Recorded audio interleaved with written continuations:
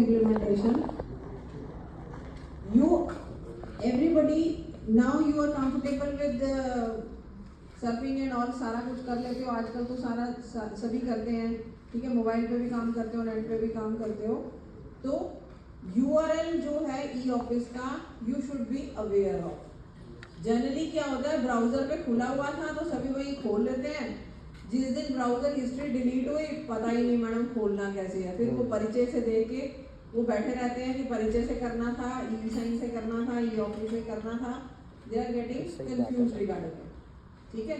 तो first of all URL of the e office that is eoffice.chd.gov.in, ये Chandigarh administration का instance है, क्योंकि हर ऑर्गेनाइजेशन ई ऑफिस इंप्लीमेंट करती है तो सभी का अपना अपना URL होता है, ठीक है। तो हमारा चंडीगढ़ एडमिनिस्ट्रेशन का सारे डिपार्टमेंट का एक ही इंस्टेंस है, सारे डिपार्टमेंट जितने भी हैं वो एक ही इंस्टेंस में है, that is eoffice.chd.gov.in। E office में यूजर नेम, जो ई ऑफिस का यूजर नेम होता है, आपने बहुत सारे सॉफ्टवेयर यूज किए होंगे, आप EHRMS में काम करते हो, सेवार्थ में काम करते हो, उनमें सब में आपको यूजर नेम और पासवर्ड असाइन होते हैं, ठीक है। आप यूजर नेम और पासवर्ड असाइन करते हो। यहाँ पे क्या है, by default because of the cyber security email ID, NIC email ID is the user name for e office. तो first basic condition e office use करने के लिए क्या है कि आपके पास आपका NIC का ईमेल आईडी होना चाहिए। बहुत सारे डिपार्टमेंट हमें जीमेल में डेटा भेजी जा रहे हैं, जीमेल से नहीं होता ई ऑफिस, ठीक है। जो NIC का ईमेल आईडी है, ऑफिशियल ईमेल आईडी, वो चलेगा ई ऑफिस के लिए। तो पहले तो जिनके बने हुए हैं इट्स गुड, जिनके नहीं बने हुए हैं, जो फाइल डीलिंग में काम करने वाले हैं, उन सबके NIC ईमेल आईडीज बनेंगे। You should be clear about it. सीधे नहीं लिखना कि ये ई ऑफिस चला दो, हमारे यहाँ ई ऑफिस चला दो, ये बंदे हैं, तो हमने नहीं बनवाने। पहले आपके ऑफिस से NIC के ईमेल आईडी बनवाने होते हैं। NIC के ईमेल आईडी और ऐसे नहीं बनते, वो आप ऑनलाइन रिक्वेस्ट डालते हो eforms.nic.in पे, eforms.nic.in पे आप खोल के दिखा दो। eforms.nic पे आप अप्लाई करोगे और आपका रिपोर्टिंग ऑफिसर उसको ऑथेंटिकेट करेगा। ये रिक्वेस्ट आपकी रिपोर्टिंग ऑफिसर के पास जाती है, रिपोर्टिंग ऑफिसर उसको ऑथेंटिकेट करता है, तभी आपका वेरीफाई होता है कि ये गवर्नमेंट एम्प्लॉय है, ठीक है। अदरवाइज तो कोई भी अप्लाई कर दे ई फॉर्म्स पे और वो उसके बाद बिना ऑथेंटिकेट के तो कोई भी बनवा सकता है फिर NIC का। तो यहाँ से वो वेरीफाई करता है कि हाँ ये मेरी ब्रांच में, मेरे सेक्शन में ये एम्प्लॉय है, मैं इसका रिपोर्टिंग ऑफिसर हूँ। वो वेरीफाई करेंगे तो आगे आपका ईमेल आईडी क्रिएशन के लिए जाता है। अगर आपका पहले से किसी भी नए ऑर्गेनाइजेशन का ईमेल आईडी बनवाने के लिए एटलीस्ट एक NIC का ईमेल आईडी डिपार्टमेंट के पास होना चाहिए, तब आप लॉगिन विद परिचय कर सकते हो। अगर आपका पहला ही अभी किसी का बना ही नहीं है, पूरे ऑर्गेनाइजेशन में किसी का NIC का ईमेल आईडी बना ही नहीं, पहला बनवाना है, तब आप लॉगिन विद eForms जीमेल के साथ कर सकते हैं। जब स्टार्ट करना है, जो रिपोर्टिंग ऑफिसर टॉप का बनवाना है पहले, जिसने ऑथोराइज करना है। लेकिन अगर पहले से बने हुए हैं, प्रिंसिपल का है, बाकी सबका है, आपने अपना बनवाना है, then you can go with login with Parichay और अपने आप वो ऑटोमेटिकली आपके पास लिस्ट आ जाती है। रिपोर्टिंग ऑफिसर चूज करना है, अपना रिपोर्टिंग ऑफिसर जो भी सिस्टम में डला हुआ है, हो सकता है कई बार किसी का गलत भी डला हो तो ठीक करवाना पड़ता है। Is this thing clear? Email का portion it has nothing to do with e office, लेकिन ई ऑफिस स्टार्ट करने के लिए सबके पास ईमेल आईडी होना मैंडेटरी है NIC का, ठीक है, और वो भी एक्टिव होना चाहिए। बहुत सारे लोग ऐसे हैं जिन्होंने मेल आईडी बहुत पहले बनवाया था लेकिन कभी खोल के नहीं देखा, हो सकता है कई सालों से नहीं देखा, तो वो डीएक्टिवेटेड हो चुके हैं। उनको भी एक्टिवेट करना है, करवाना पड़ेगा, तो अपना पासवर्ड वगैरह पता होना चाहिए आपको। और अपना मोबाइल नंबर ही डला होना चाहिए रिकॉर्ड में, ताकि OTP आएगा। जब आपका मेल आईडी बन गया, वंस द प्रोसेस इज कि मेल आईडी आपका बन गया, फिर हमने एक सर्कुलेट किया था टेम्पलेट PIMS के नाम से, वो सारे HOD ग्रुप में सर्कुलेटेड था। ये PIMS का टेम्पलेट है बेसिकली, जिसमें ये इंफॉर्मेशन आपको, ये जितने भी कॉलम्स दिए, ये इंफॉर्मेशन आपको सारे एम्प्लॉइज की भर के देनी होती है अलॉन्ग विथ ईमेल आईडी। यहाँ पे कॉलम खाली छोड़ के लोग क्या करते हैं, ये भर के हमें टेम्पलेट दे ही जा रहे हैं, हमें मेलों पे मेलें आ रही है कि ये बना दो ये बना दो, और ईमेल आईडी खाली। ईमेल आईडी हमने नहीं क्रिएट करना, पहले आपने अपने डिपार्टमेंट ने क्रिएट करवा के यहाँ से देना है। तो ये सारा कॉलम फिल हमें चाहिए, name of the organisation, marking abbreviation, reporting officer name, reporting officer branch, क्योंकि आपकी हायरार्की सेट होती है कि जब आप फाइल मार्क करोगे तो आपको कौन कौन दिखेगा, नोटिंग, क्योंकि actually now you are going to use electronic file. अभी तक आप क्या कर रहे हो, जिन्होंने ई ऑफिस, जो यहाँ ब्रांचेस बैठी हैं, जिन्होंने ई ऑफिस स्टार्ट भी किया है, they are moving it physically. Physical movement of the tracking चल रही है, सिर्फ फाइल ट्रैकिंग आप उसमें देख रहे हो कि आज इसको मार्क किया था, कल इसको मार्क कर दिया, लेकिन अब मार्किंग से आगे जाके हमें नोटिंग, ड्राफ्टिंग, जो अभी जो डेटा EMD का देना है आपने, जो PIMS का डेटा देना है, वो इस मेल आईडी पे सेंड करोगे। ठीक है, हम जैसे जैसे मेल आती जा रही है, वी आर क्रिएटिंग इट, हम पेंडिंग नहीं रख रहे हैं, तो आपका जैसे जैसे बनता जाए आप उसको क्रिएट करवा के ई ऑफिस में रजिस्टर हो जाएगा। Once it is registered in the e office, जब एक बार वो डेटा रजिस्टर हो गया ई ऑफिस में, फिर उसके बाद अब आपने देखना है कि आपका लॉगिन होगा। Login is through email ID and that is परिचय ऑथेंटिकेटेड। परिचय से ऑथेंटिकेटेड है, परिचय ऑथेंटिकेटेड मीन्स इसमें मल्टी ऑथेंटिकेशन होती है, at least two times, more than 2 भी हो सकती है, लेकिन हम एटलीस्ट टू थिंग्स, एक आपका मेल आईडी का पासवर्ड, दूसरा आपका OTP। तो OTP भी देख लेना कि मेल आईडी में तभी वो मैसेज भी आता है, जब आपको मेल क्रिएट होता है तो उसका SMS भी आता है, उसी मोबाइल पे आएगा। यहाँ पे OTP करोगे तो उसी, जब लॉगिन करोगे तो OTP आपके मोबाइल पे आएगा। ठीक है, तो मल्टी फैक्टर ऑथेंटिकेशन हो जाती है, 2 चीजें हो गई, एक आपने पासवर्ड से पूछ लिया, दूसरा आपका OTP से हो गया। फिर आपने लॉगिन कर लिया, लॉगिन करने के बाद you can work in e office, बाकी वो सारा ऑपरेशनल अभी आपको डेमोन्स्ट्रेशन देंगे ई ऑफिस की।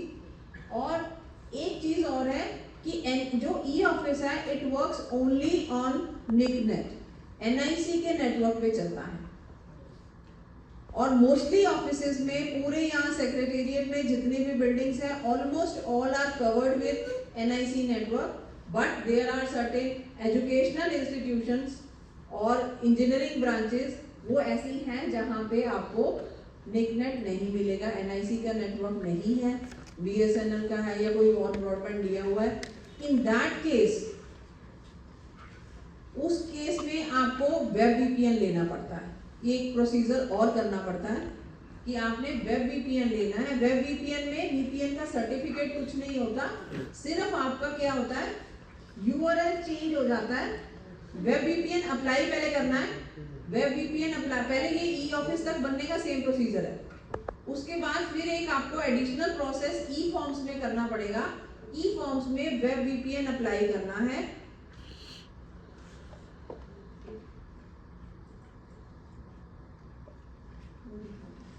ई ऑफिस में वेब VPN अप्लाई करना पड़ेगा। वेब VPN के लिए वो हम आपको, जब आपका बन जाएगा डेटा, तब आपको गाइड कर देंगे कैसे अप्लाई करवाना है, आपके डिपार्टमेंट से एंड सेशन पे ही साथ में करवा देंगे ई फॉर्म्स के थ्रू। ठीक है, वो आपका, जब आपका वेब VPN बन गया, फिर आपने यूज कैसे करना है, saccess.nic.in, ये URL हो जाएगा, जिनके यहाँ वेब VPN से कनेक्टिविटी है ओनली, जिनका निकनेट पे नहीं है, जो इंस्टीट्यूशन दूसरे नेटवर्क से काम कर रहे हैं, saccess.nic.in। saccess.nic.in से क्या होता है, ये वही आपका पूछेगा साइन इन, इसमें भी mail ID and password, NIC का मेल आईडी पासवर्ड। यहाँ पे अब आपको 2 बार ऑथेंटिकेट करेगा, एक बार आपको सिक्योर चैनल पे लाने के लिए कि आपका मेल ऑथेंटिकेटेड है, हाँ जी एनआईसी का है मेल आईडी, इसका मतलब गवर्नमेंट एम्प्लॉय है, ठीक है, गवर्नमेंट एम्प्लॉय है तो कोई ऑफिशियल काम कर रहा है, तो इसलिए ऑथेंटिकेट करके आपके जो नेटवर्क से ये सिक्योर चैनल पे लेके आएगा आपको। सिक्योर चैनल पे लेके जब ये ऑथेंटिकेट हो जाए, यहाँ पे भी ओटीपी पूछेगा, ओटीपी पूछ के फिर आपके पास ई ऑफिस का एक आइकन दिखेगा, यू हैव टू, वहां लिखा होगा ई ऑफिस चंडीगढ़ एडमिनिस्ट्रेशन, आपने उस पर क्लिक करना है and you can work in e office just like that. एक प्रोसीजर फालतू होगा, एसएक्सएस से एक बार लॉगिन किया, ओटीपी आएगा, आप उस लॉगिन से लॉगिन करेंगे तो आपके पास ई ऑफिस का एक आइकन दिखेगा, ई ऑफिस में आप क्लिक करके वैसे ही काम कर सकते हो।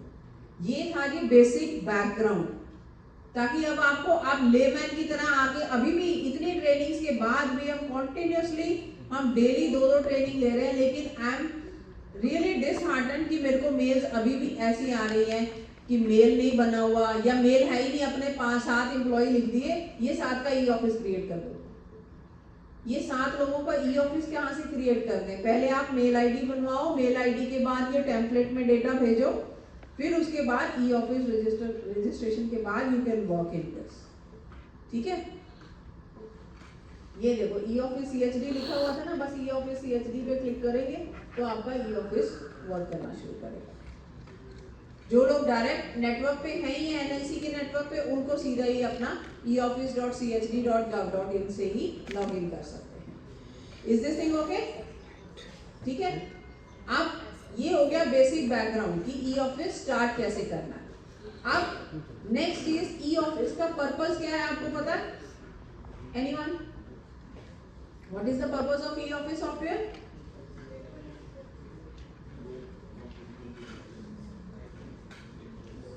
हाँ, जो आपका डेली फाइल वर्क होता है, डेली डायरी रजिस्ट्रेशन है, डायरी डायराइजेशन जो आप करते हो, diarisation process plus file movement, it will be totally electronic.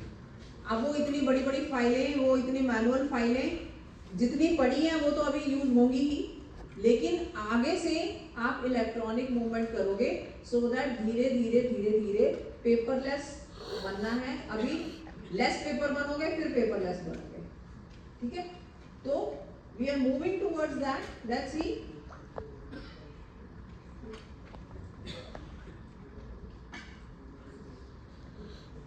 एक बार दोबारा, अच्छा हाँ, this is the basic screen for eoffice.chd.gov.in। Home screen पे नोटिस बोर्ड आता है, ई फाइल का स्टेटस, ई फाइल 55, रिसीट्स 27, ये मेरे को नंबर बता रहा है, मेरी 55 ई फाइल्स हैं और 27 ई रिसीट्स हैं। इलेक्ट्रो, अब इसमें 2 प्रोविजन देखेंगे, यहाँ पे भी डोंट गेट कंफ्यूज। एक होता है आप कंप्यूटर पे कर ही नहीं रहे हो, आप डायरी अपनी फाइलें वैसे ही काम कर रहे हो, that is known as manual.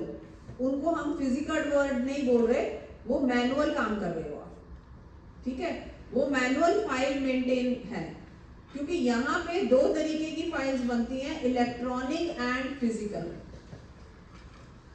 इसलिए हम उसको फिजिकल नहीं बोलते, उसको मैनुअल बोलते हैं कि वो मैनुअल है जब आप ई ऑफिस यूज ही नहीं कर रहे।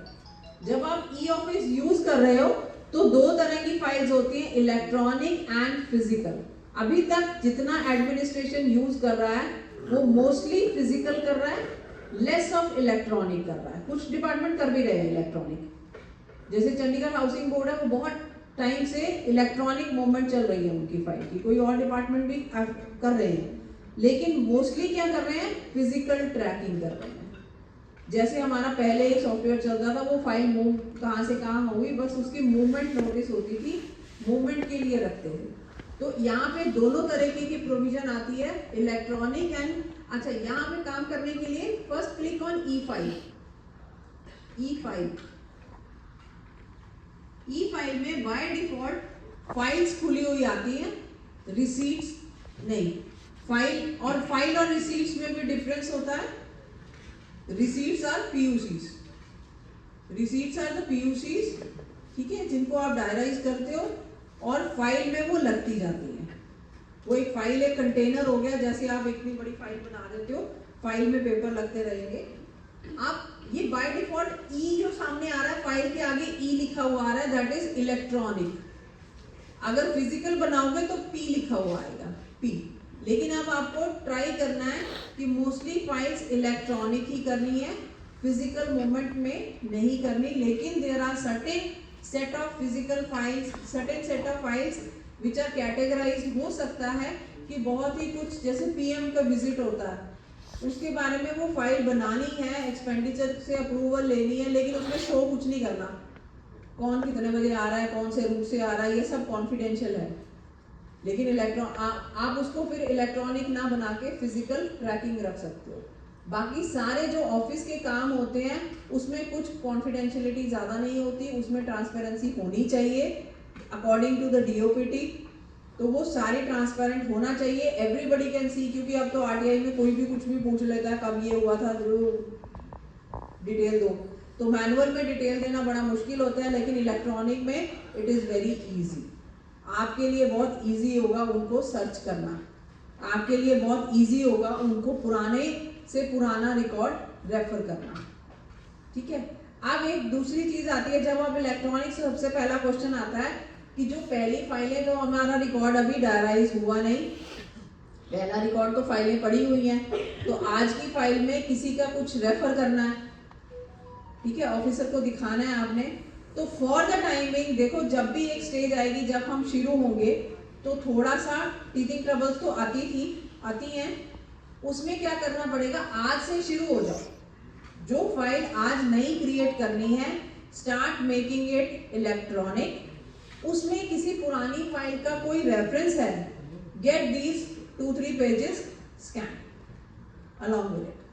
आप उन 2 पेजेस को जो रेफरेंस था उसी को स्कैन करके इस फाइल में साथ में अटैच कर दिया और आगे अपनी फाइल बढ़ा दी। अगर किसी ऑफिसर को, वो बहुत पर्टिकुलर केसेस हो सकते हैं जिसमें होता है कि नहीं फाइल लेके आओ, पहले पूरी फाइल देखनी है, फिर उस केस में आपको अभी मैनुअल रेफर करनी हो सकती है। Otherwise for most of the cases, अब किसी की छुट्टी का केस है, किसी की दूसरी कोई किसी का GPF एडवांस का केस है, उसमें पुराना उसका कुछ देखने वाला नहीं है, वो तो आपको स्टेटस पता है कितना है, कितना निकाला आपने, वो फाइल मूव कर दी।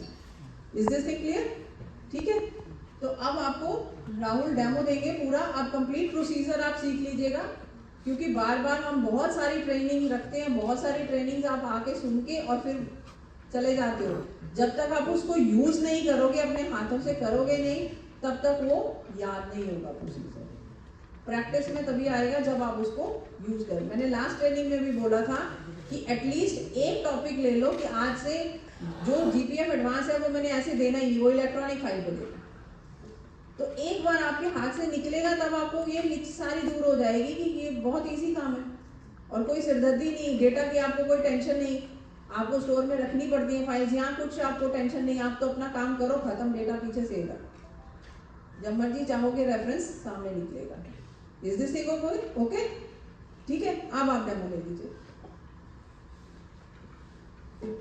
Good morning everyone. जैसे मैम ने बताया, अगर आपका NIC नेटवर्क है तो लॉगिन करने के लिए आपकी URL है eoffice.chd.gov.in। इसको आप ओपन करेंगे तो आपका जो पेज है रिडायरेक्ट होकर परिचय पेज पे जाएगा। वहाँ पे आपने अपनी NIC की ईमेल आईडी और ईमेल आईडी का पासवर्ड डालना है, तो आपका eoffice अकाउंट लॉगिन हो जाएगा। इसके अलावा अगर आपका नॉन NIC नेटवर्क है तो URL आएगी saccess.nic.in। इसके होम पेज पे आपने अपनी ईमेल आईडी और पासवर्ड डालना है। उसके बाद नेक्स्ट स्क्रीन में यहाँ पे एक eoffice_chd का आइकन आएगा। जब इस पे आप क्लिक करेंगे तो ये रिडायरेक्ट होके परिचय पेज पे जाएगा। यहाँ फिर से आपने अपनी NIC की ईमेल आईडी और उसका पासवर्ड एंटर करना है। यहाँ एक ऑप्शन पासवर्ड लेस की भी है। अगर बाय चांस आप डायरेक्ट OTP से लॉगिन करना चाहते हैं तो पासवर्ड लेस पर अगर क्लिक करेंगे तो सिर्फ नेक्स्ट पेज पे जाके आपने OTP एंटर करना है। अगर पासवर्ड के थ्रू लॉगिन करना चाहते हैं तो पासवर्ड एंटर करके आई कंसेंट पे क्लिक करें। इसके बाद नेक्स्ट। यहाँ तीनों ऑप्शंस अवेलेबल होंगी। पहली है OTP जो कि आपके मोबाइल पे एज एन SMS आएगा। नेक्स्ट 2 ऑप्शंस हैं टैप ऑथेंटिकेशन और टोकन ऑथेंटिकेशन। ये 2 ऑप्शंस आपको तब अवेलेबल होंगी जब आप अपने मोबाइल में परिचय ऑथेंटिकेटर ऐप इंस्टॉल करोगे। अपने फ़ोन में ही आप ऐप इंस्टॉल करें। इसके बाद परिचय पे एक बार आपको लॉगिन करना पड़ेगा। उसके अंदर की सेटिंग्स के थ्रू अपना अकाउंट आप ऐप में ऐड करेंगे। वहाँ पे फिर अगर आप ऐप ऑथेंटिकेशन करेंगे ये टोकन, तो आपके ऐप के अंदर ये टोकन जनरेट हो जाएगा या फिर एक पुल अप नोटिफिकेशन आएगी जिसे एक्सेप्ट करेंगे तो वहाँ से भी आप लॉगिन कर सकते हैं। ये उस केस में यूजफुल है, मान लीजिए आपका OTP नहीं आ रहा या किसी और सिस्टम पे लॉगिन कर रहे हैं या फिर आप स्टाफ में हैं, किसी ऑफिसर पर लॉगिन करना है तो बार बार आप OTP आप नहीं ले सकते। उस केस में आपके लिए बेनिफिशियल। जिस डिवाइस पे आप लॉगिन कर रहे हैं, अगर आपको पर्सनल डिवाइस है, डेली आप इसी पे लॉगिन करते हैं, तो don't ask me again on this device पे अगर आप क्लिक कर देंगे तो नेक्स्ट टाइम जब आप यहाँ पे लॉगिन करेंगे आपसे OTP की रिक्वायरमेंट यहाँ पे नहीं रहेगी। सिर्फ आपने अपना ईमेल एड्रेस और पासवर्ड डालना है और आपका अकाउंट लॉगिन हो जाएगा।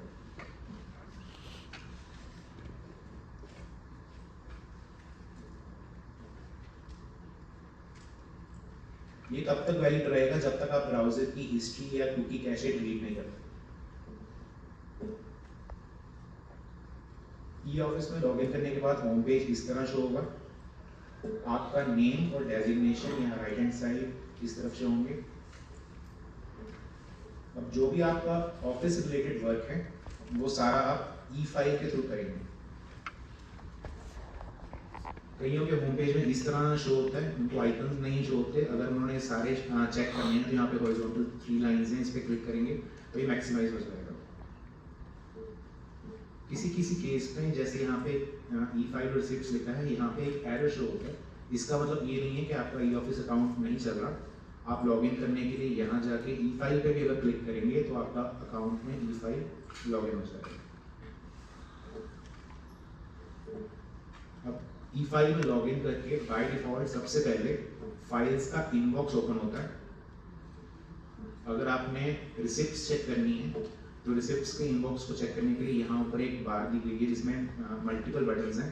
रिसिप्ट के आगे इनबॉक्स पे अगर आप क्लिक करेंगे तो यहाँ रिसिप्ट्स का इनबॉक्स शो हो जाएगा। फाइल्स का इनबॉक्स चेक करने के लिए यहाँ पे क्लिक करें। कोई इशू या ड्राफ्ट या कोई लेटर है उसका चेक करने के लिए आप इशू पे क्लिक करेंगे तो यहाँ भी शो हो जाएंगे। अब मान लीजिए आपके ऑफिस में कोई लेटर रिसीव हुई है जिसे डायरी करना है, तो सबसे पहला स्टेप होगा जो डाक रिसीव हुई है उसे स्कैन करके अपने कंप्यूटर पे सेव करना।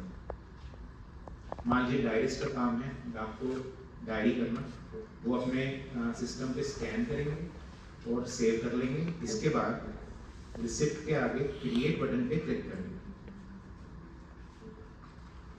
जो स्कैन डॉक्यूमेंट है उसे यहाँ पे अपलोड करना होगा। उसके लिए यहाँ अपलोड बटन है लेफ्ट हैंड साइड टॉप पे, इसे क्लिक करना है। तो जो भी आपका डॉक्यूमेंट है जिसे डायरी करना है उसे सिलेक्ट किया और ओपन किया। जो डॉक्यूमेंट है वो ई ऑफिस में अपलोड हो जाएगा। अब इसमें एक कंडीशन है, जो डॉक्यूमेंट अपलोड किया जा रहा है उसका साइज लेस देन 20 MB होना चाहिए। अगर बाई चांस साइज फाइल का बड़ा आ रहा है तो आप उसे मल्टीपल पार्ट्स में या तो डिवाइड कर लीजिए या फिर उस फाइल को कंप्रेस कर लीजिए PDF फाइल को। तो विद इन 20 MB जब आ जाएगा तो यहाँ पे आप फाइल जो है अपलोड कर पाएंगे, नहीं तो यहाँ पे एरर शो करेगा। अब जो ये डाक रिसीव हुई है इससे रिलेटेड राइट हैंड साइड जो यहाँ पे कॉलम है इसमें इनकी डिटेल्स हमें फिल करनी है।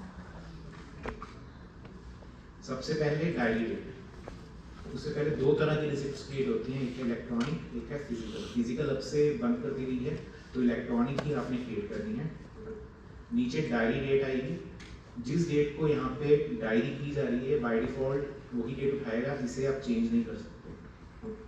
नीचे है रिसीव डेट। मान लीजिए ये डाक 1 दिन पहले या 2 दिन पहले रिसीव हुई थी तो यहाँ से आप वो डेट प्रीवियस डेट भी चूज कर सकते हैं या सेम डेट ही सिलेक्ट कर सकते हैं। जो जो फील्ड्स पे स्टार है वो मैंडेटरी हैं, जैसे फॉर्म्स ऑफ कम्युनिकेशन, ये रिप्लाई है, ये नोट है, कोई नोटिफिकेशन है, जो भी इस डाक का पर्पस है, यहाँ से आप इसे चूज कर सकते हैं। डिलीवरी मोड, किस मीडियम से डाक जो है वो रिसीव हुई थी, बाय हैंड आई है, बाय पोस्ट आई है, बाय ईमेल आई है, जो भी रेलिवेंट केस है यहाँ से आप इसे सिलेक्ट कर सकते हैं। अब नीचे कुछ डिटेल्स हैं। मान लीजिए डाक किसी डिपार्टमेंट, किसी मिनिस्ट्री से रिसीव हुई है, मान लीजिए NIC से रिसीव हुई है, तो यहाँ पे जब मैं NIC टाइप करूँगा तो नीचे वो तो फील्ड में यहाँ पे डिपार्टमेंट का नेम आ जाएगा, यहाँ से आपने डिपार्टमेंट सिलेक्ट कर देना है। ये डाक जहाँ से भी आपको रिसीव हुई है। ये केस हो गया जिस केस में ये डाक किसी डिपार्टमेंट या किसी मिनिस्ट्री से आई है। मान लीजिए किसी पब्लिक से आई है, किसी पर्सन से आई है, उस केस में यहाँ पे आपको चूज करना है अदर्स, और नीचे नेम और डेजिग्नेशन की 2 फील्ड्स हैं। इन दोनों में से कोई एक फील्ड फिल करना मैंडेटरी है। अगर दोनों डिटेल्स अवेलेबल हैं आप दोनों यहाँ पे एंटर कर सकते हैं। नेम मैंने डाल दिया,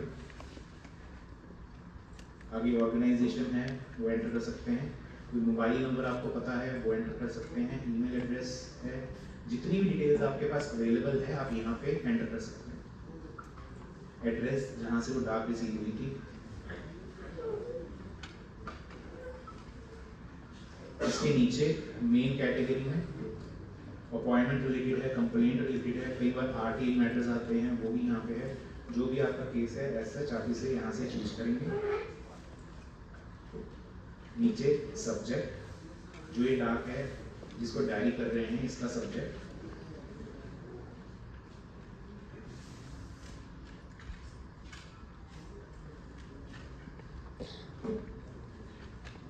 अब यहाँ पे मान लीजिए जो डाक आपको रिसीव होती है वो सिमिलर डिपार्टमेंट से या सेम पर्सन से मल्टीपल टाइम्स आपको सेम डिटेल्स डाल के ही डायरी करनी पड़ती है।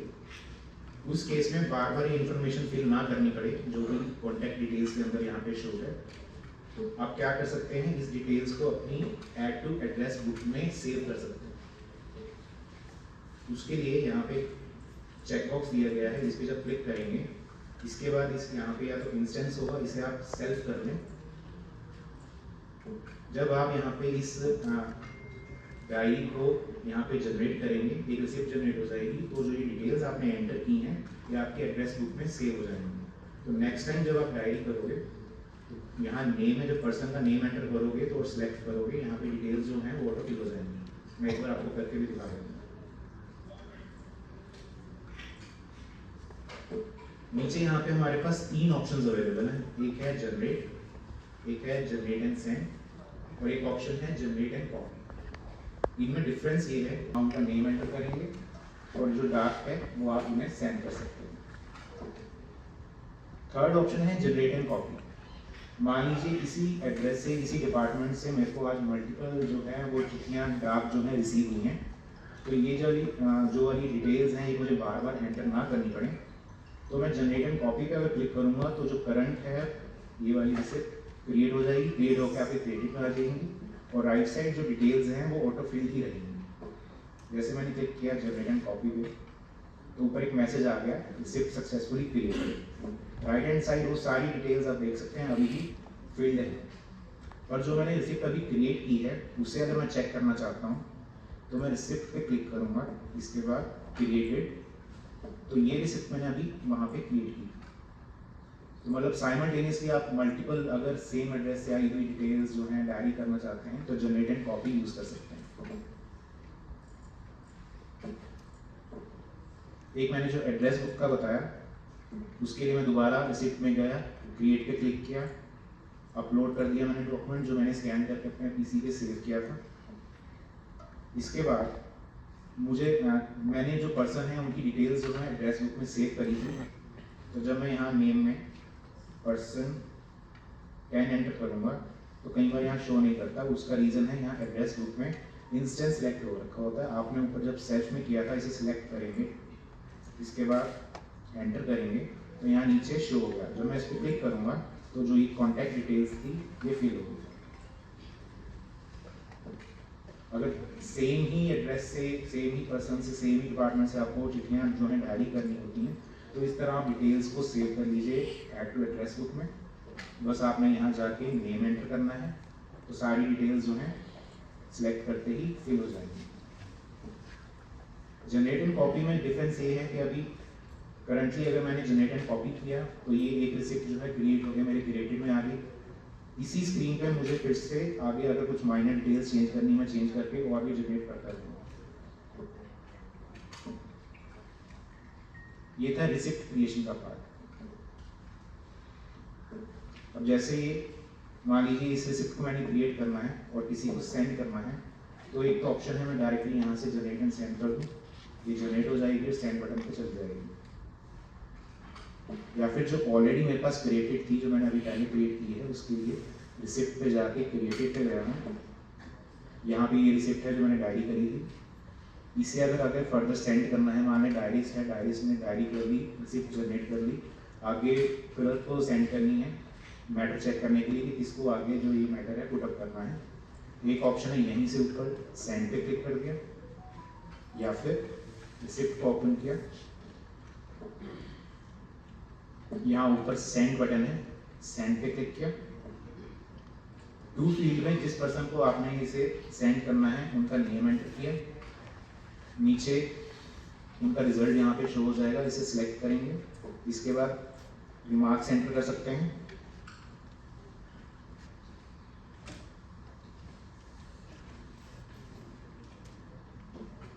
नेक्स्ट सेंड पे क्लिक किया, तो इन पर्सन के रिसिप्ट के क्रिएटेड फोल्डर से हट के जो ये रिसिप्ट थी अब सेंड में आ जाएगी। जैसे आप ईमेल यूज करते हो सेम इनबॉक्स और सेंड बॉक्स। ये रिसिप्ट हमने अभी क्रिएट की थी, सेंड में आ गई।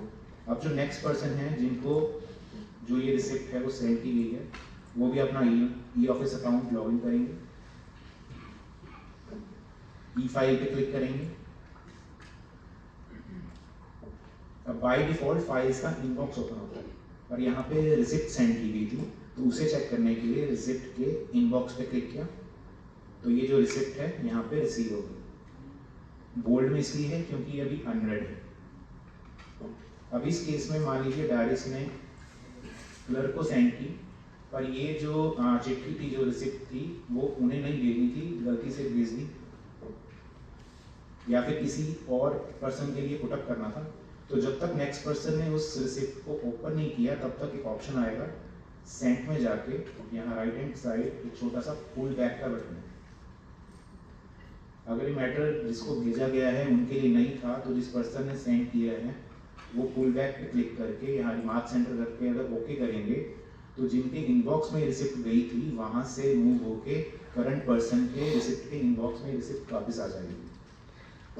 यूज केस में है कि जिसको भेजी गई है, मान लीजिए वो लीव पे हैं, उनका अकाउंट कोई एक्सेस नहीं कर पा रहा, या फिर जो ये पुटअप करना था उनके लिए मैटर है ही नहीं, तो जब तक वो ओपन नहीं करते तब तक यहाँ पे पुल बैक का ऑप्शन अवेलेबल है। जैसे ही नेक्स्ट पर्सन ने उस रिसिप्ट को ओपन कर लिया,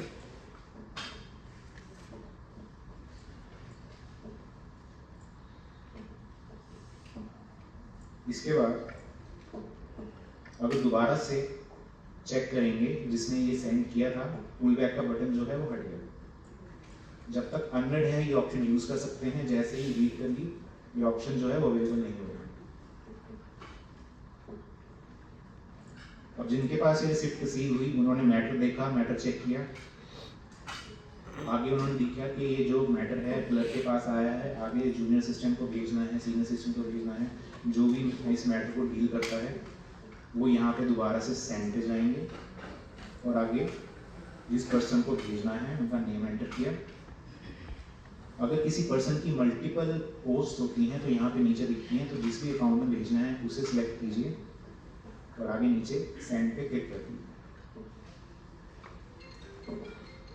इस तरह रिसिप्ट की मूवमेंट जो है वो की जाती है।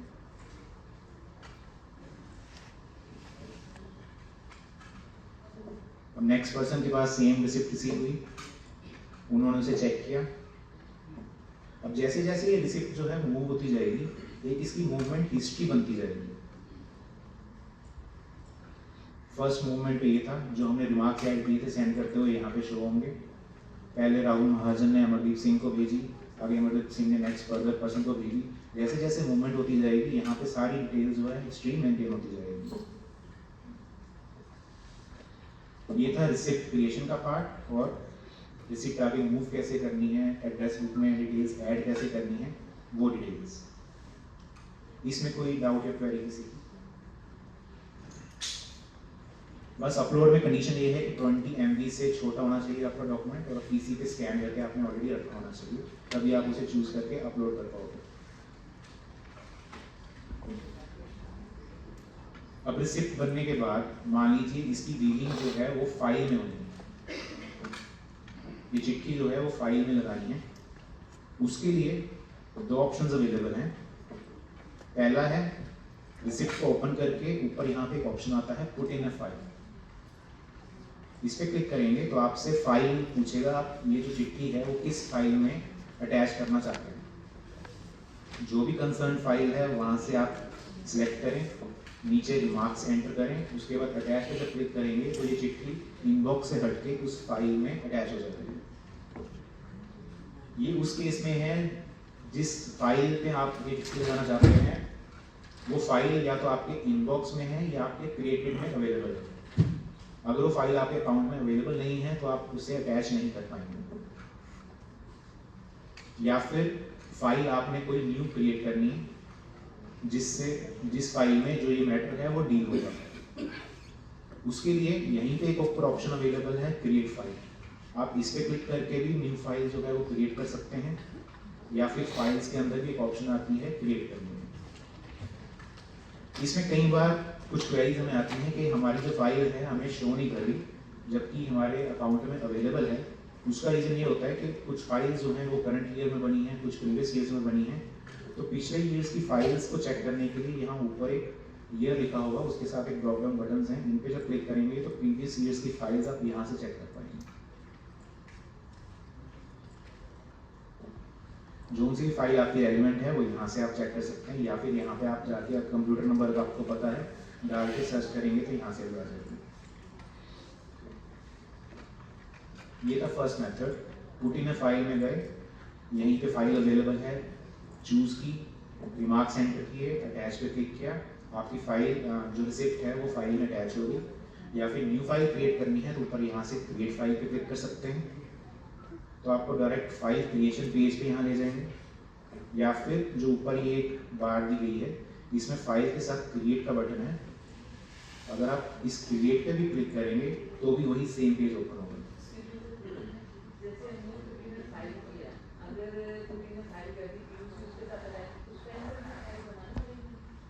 अगर मैं फाइल अवेलेबल है ऑलरेडी करने के लिए क्रिएट पे क्लिक किया या फिर पुट इन अ फाइल किया,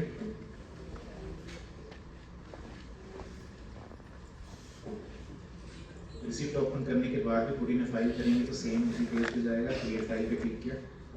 अब यहाँ पे दो ऑप्शंस अवेलेबल हैं, इलेक्ट्रॉनिक और फिजिकल। फिजिकल अब से जो है वो यूज नहीं हो रही, तो इलेक्ट्रॉनिक यहाँ पे क्रिएट आप करेंगे।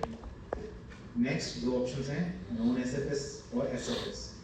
इन दोनों में फ़र्क ये है कि नॉन एसएफएस में आपके डिपार्टमेंट की तरफ से हमें कुछ फाइल हेड्स प्रोवाइड किए जाते हैं, जो फाइल्स की कैटेगरी आपके डिपार्टमेंट में आप क्रिएट करते हो वो कैटेगरी हमें प्रोवाइड करोगे। तो नीचे जब आप अपना यहाँ से डिपार्टमेंट चूज करोगे तो नेक्स्ट आपकी फाइल्स की कैटेगरी यहाँ पे शो होगी।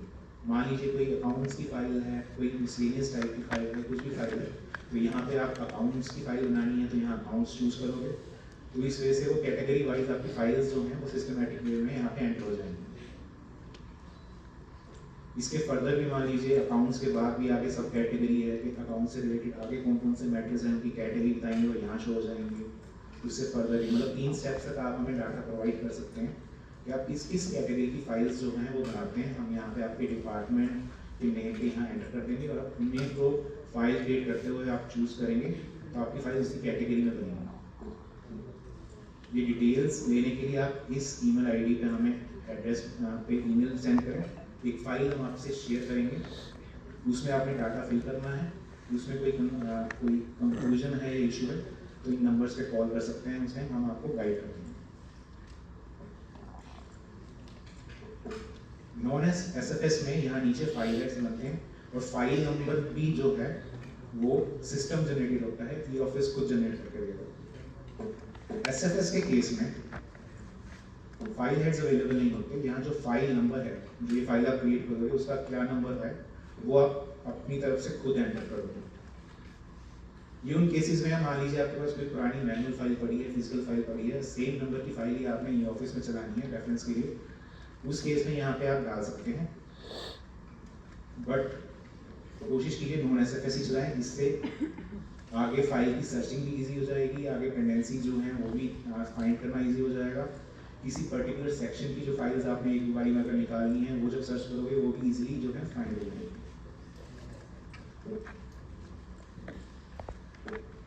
अभी कोई इमरजेंसी होती है, मान लीजिए फाइल हेड्स नहीं पड़े हुए, आपने फाइल क्रिएट करनी है, उस केस में आप एसएफएस यूज़ कर सकते हैं। जब फाइल हेड्स डल जाएंगे तो नॉन एसएफएस यूज़ करके आप अपने डिपार्टमेंट चूज़ करके आगे कैटेगरी जो है चूज़ करें और फाइल जो है क्रिएट कर सकते हैं। पहले स्टेप में आपको ऊपर यहाँ पे डिपार्टमेंट यूज़ करना है, आगे कैटेगरी चूज़ करनी है। नेक्स्ट आपसे सब्जेक्ट पूछेगा,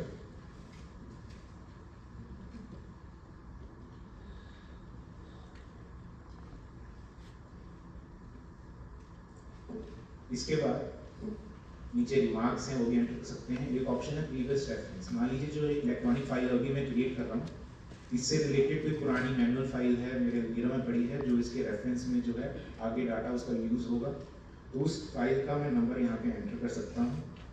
जब आगे चल के मान लीजिए फाइल ट्रैक करनी है या सर्च करनी है तो नेक्स्ट पर्सन को पता चल जाएगा कि इससे रिलेटेड एक प्रीवियस रेफरेंस की फाइल भी है जो यहाँ पे अलमीरा में चेक करके नोटिंग पुटअप करनी है या कॉरेस्पॉन्डेंस है वहाँ से फाइंड करके दोनों सेम पुटअप की जा सकती है। अब डिटेल्स एंटर करने के बाद create file to put in, इसके बाद प्रोसीड करेंगे। रिमार्क्स में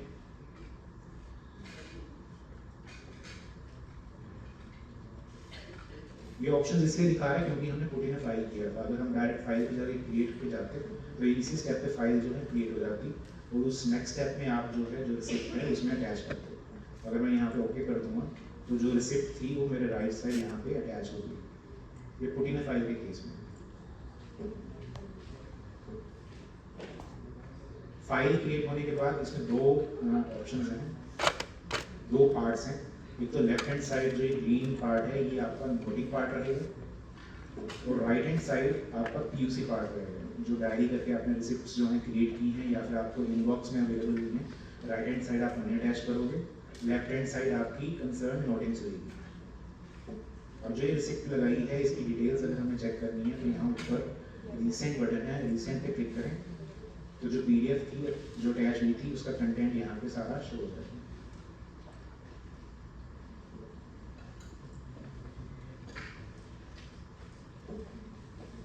अब एक नॉर्मल फाइल क्रिएट करके भी दिखा देता हूँ इसमें डिफरेंस क्या है और पुट इन फाइल में डिफरेंस क्या है।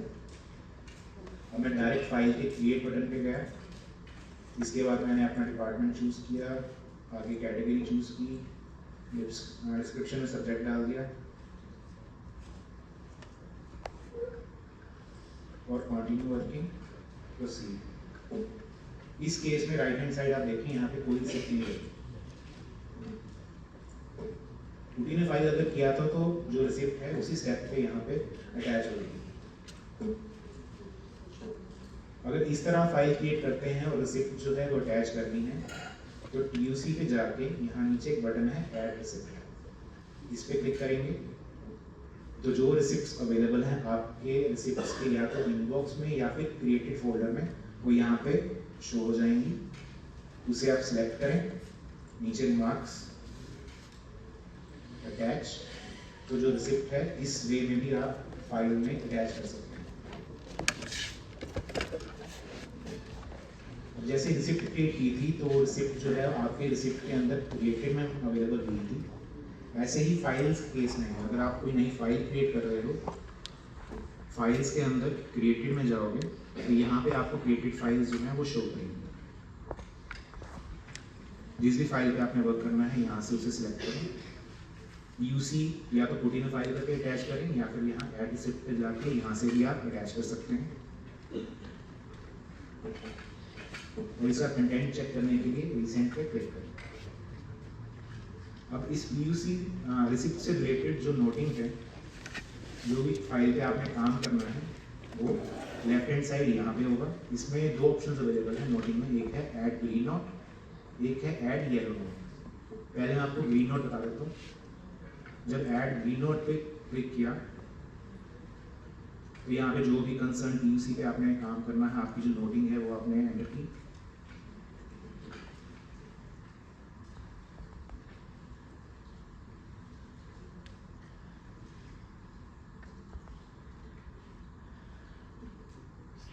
इसके बाद नेक्स्ट जिस पर्सन को आपने सेंड करनी है ये फाइल, जिसके आगे पुटअप होना है ये नोट, उनको ऊपर यहाँ सेंड पे क्लिक करके सेंड किया।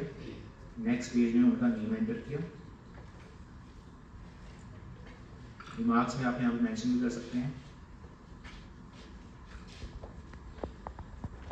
इसके बाद सेंड पे क्लिक किया। इसमें एक ऑप्शन अवेलेबल और है DSC साइन एंड सेंड। अगर नोटिंग पे आप डिजिटली साइन करना चाहते हैं तो उस केस में इस बटन के थ्रू होगा। अगर आपके नाम DSC इशूड है तो सिस्टम में प्लग इन करेंगे, DSC साइन एंड सेंड पे क्लिक करेंगे तो नोटिंग पे डिजिटली साइन हो जाएंगे। या फिर आपने अगर नॉर्मल सेंड करना है तो नॉर्मल सेंड पे क्लिक किया।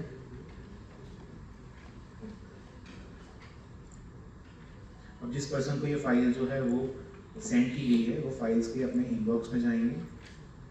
यहाँ ऊपर नोटिफिकेशन भी आ जाता है अगर कोई नई फाइल रिसीव हुई है या रिसिप्ट जो है वो रिसीव हुई है। फाइल अवेलेबल है इनबॉक्स में, क्लिक किया।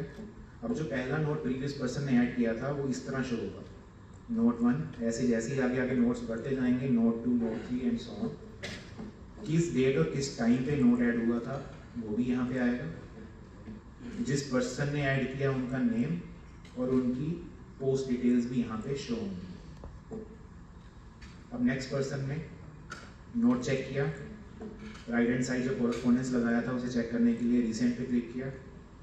फर्दर उन्होंने देखा कि इस फाइल में आगे क्या काम होना है, उसी के लिए उन्होंने अगला फर्दर ऐड ग्रीन नोट किया।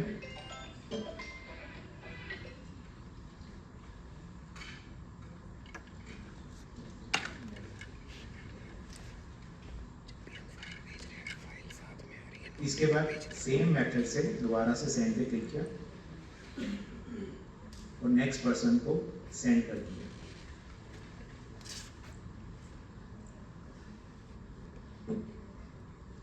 जिनके पास ये फाइल आई है वो अपना इनबॉक्स ओपन करेंगे फाइल्स का।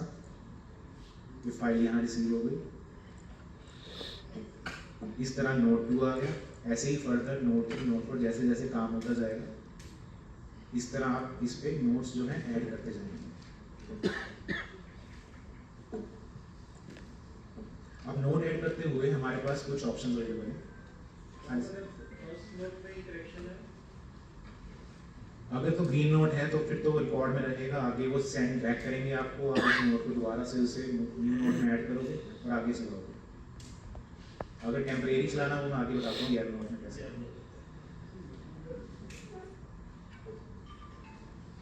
अब नोटिंग करते हुए जैसे आप पीछे फ्लैग यूज करते थे मैनुअल में, इसमें ई ऑफिस में भी हमारे पास कुछ ऑप्शंस हैं, जैसे कि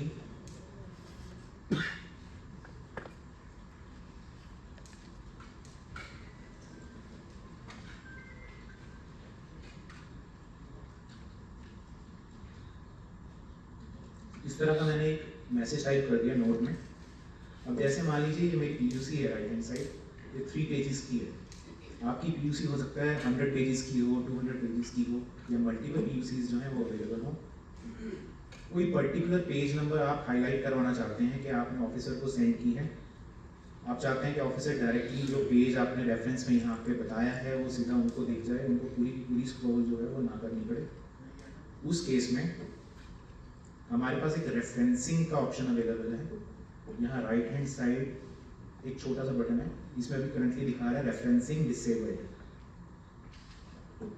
इसे एक्टिवेट करने के 2 जो हैं वो स्टेप्स हैं।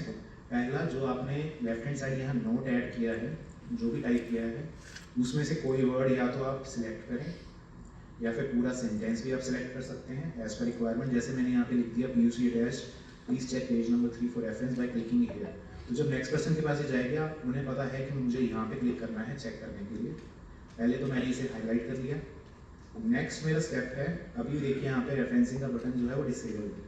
नेक्स्ट स्टेप है, मुझे राइट हैंड साइड पीयूसी जो है ओपन करनी पड़ेगी। उसके लिए मैंने रिसेंट पे क्लिक किया, या फिर अगर आपके इस फाइल में मल्टीपल रिसिप्ट्स लगी हैं तो आप ऑल पे भी क्लिक कर सकते हैं। वो सारे पेजेस जो है नीचे आप स्क्रॉल कर पाएंगे। लेफ्ट हैंड साइड बटन जो है या कोई भी टेक्स्ट जो है वो सिलेक्टेड होना चाहिए। राइट हैंड साइड पीयूसी जो है वो ओपन होनी चाहिए। तब जो ये बटन है वो एनेबल होगा। इस पे आप क्लिक करेंगे, यहाँ पे आपको पेज नंबर पूछेगा, कौन सा पेज जो है वो आप हाईलाइट करवाना चाहते हैं। जैसे मान लीजिए मैं पेज नंबर 3 हाईलाइट करवाना चाहता हूँ, मैंने पेज नंबर 3 जो है वो सिलेक्ट कर लिया, ओके किया। अब देखिए लेफ्ट हैंड साइड जिस बटन को मैंने वर्ड को मैंने सिलेक्ट किया था वो एक तो ब्लू में चेंज हो गया, अंडरलाइन हो गया, एक लिंक की तरह बन गया। जब नेक्स्ट पर्सन या अभी करंट आप चेक करने के लिए भी इस पर अगर क्लिक करेंगे तो पीयूसी पॉपअप में ओपन हो जाएगी और इसका जो पेज नंबर 3 है वो यहाँ पे शो हो जाएगा। तो नेक्स्ट पर्सन को या ऑफिसर को पूरी की पूरी जो है गो थ्रू करने की जरूरत नहीं है, डायरेक्टली वो पेज नंबर उनके सामने यहाँ पे पॉपअप में आ जाएगा। वो डिटेल्स यहाँ पे चेक कर सकते हैं, फर्दर अपनी नोटिंग जो करेक्शन है वो यहाँ पे डाल सकते हैं। ये आप मल्टीपल पेजेस के लिए भी कर सकते हैं। जैसे मैंने एक यहाँ पे कर दिया, मान लीजिए मैंने पेज नंबर 2 के लिए करना था, same step. Right hand side मेरी पीयूसी जो है वो ओपन है। लेफ्ट हैंड साइड मैंने जिस बटन पे लगाना, जिस वर्ड पे लगाना है उसे सिलेक्ट कर लिया। दोबारा मैं रेफरेंसिंग में गया, यहाँ पे पेज नंबर मान लीजिए 2 सेलेक्ट कर लिया, ओके किया। अब जब मैं क्लिकिंग वाले वर्ड पे क्लिक कर रहा हूँ तो ये पेज नंबर 2 पे मुझे लेके चला जाएगा।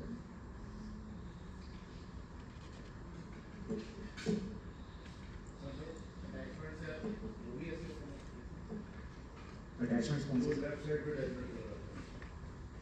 मैं दिखाता हूँ, वही अभी नेक्स्ट दिखाऊंगा। ये केस था पीयूसी में, आप उसी में कोई पेज नंबर, जो पर्टिकुलर पेज नंबर है वो आप हाईलाइट करवाना चाहते हैं। सेम जो है नोटिंग में भी अवेलेबल है। मान लीजिए आपकी फाइल चल रही है, उसमें 100+ नोट्स ऐड हो चुके हैं, कोई पर्टिकुलर पुराना नोट है जो आप नेक्स्ट ऑफिसर को जो है वो शो करना चाहते हैं। उस केस में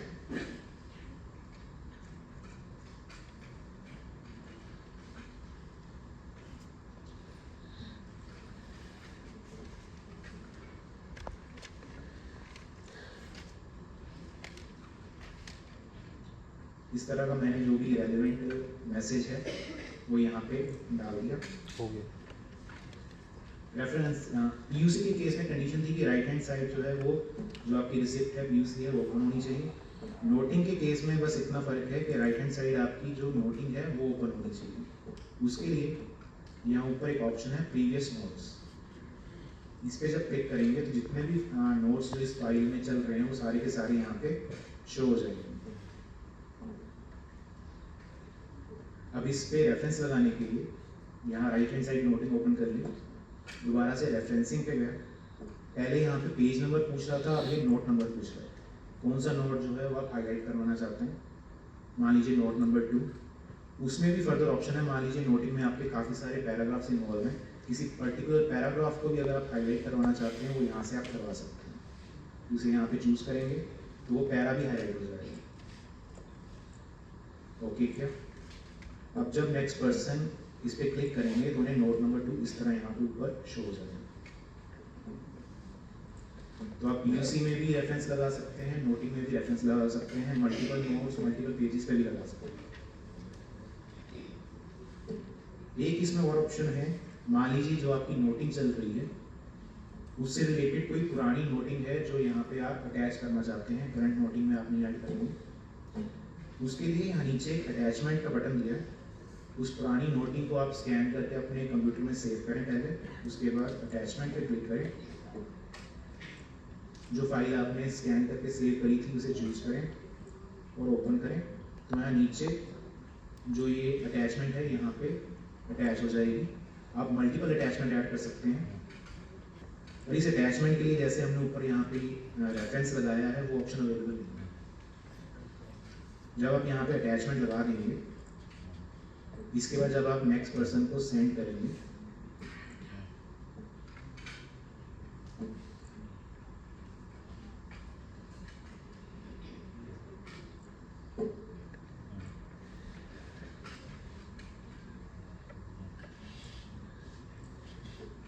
वो अपने फाइल्स के इनबॉक्स में जाएंगे, फाइल रिसीव होगी है तो नोट जो है जो प्रीवियस पर्सन ने ऐड किया था उन्हें इस तरह शो करेगा, नोट नंबर 3 PUC अटैच्ड। अब जब यहाँ वर्ड पे क्लिक किया उन्होंने तो पेज नंबर 3 जो है वो हाईलाइट हो गया।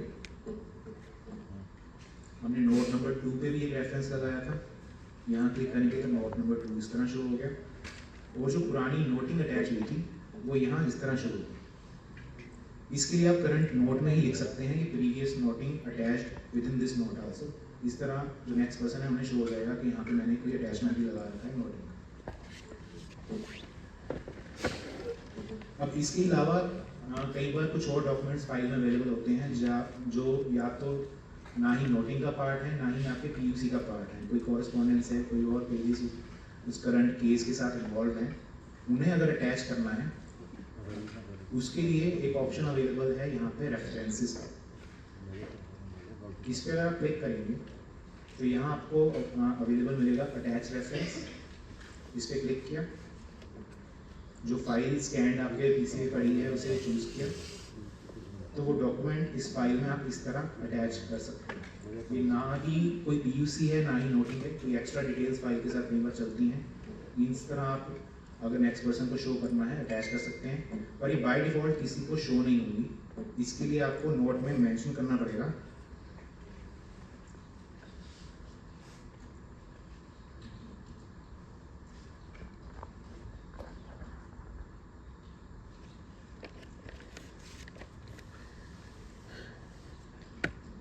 अगर आप नोटिंग में इस तरह कुछ मेंशन करेंगे तो नेक्स्ट पर्सन को पता चल जाएगा कि रेफरेंसेस के अंदर कोई डॉक्यूमेंट जो है वो अटैच है, तो वो जब रेफरेंसेस पे जाएंगे वहाँ पे उनको यहाँ पे डॉक्यूमेंट जो है वो शो हो जाएगा।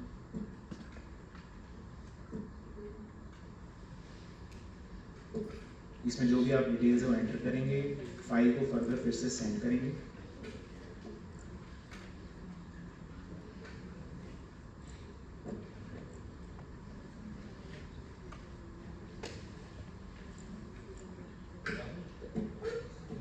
इनबॉक्स पे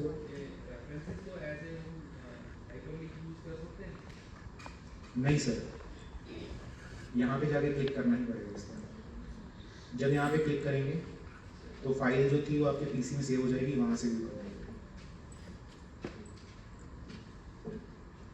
ये था ग्रीन नोटिंग का पार्ट जिसमें हमने नोट्स ऐड किए, आगे फ्लैग्स लगाए, कोई पर्टिकुलर पेज नंबर हाईलाइट करना है, कोई पर्टिकुलर नोट नंबर हाईलाइट करना है, कोई पुरानी नोटिंग है उसे अटैच कैसे करना है, और कोई रेफरेंस में कोई और डॉक्यूमेंट है उसे अटैच कैसे करना है। नहीं और नहीं दिखेगा, रेफरेंसेस वाला सिर्फ रेफरेंसेस के अंदर। पर अच्छा लगा मेरे को, काफ़ी सारी जानकारी मिली। ये करना पड़ेगा 2-3 महीने में।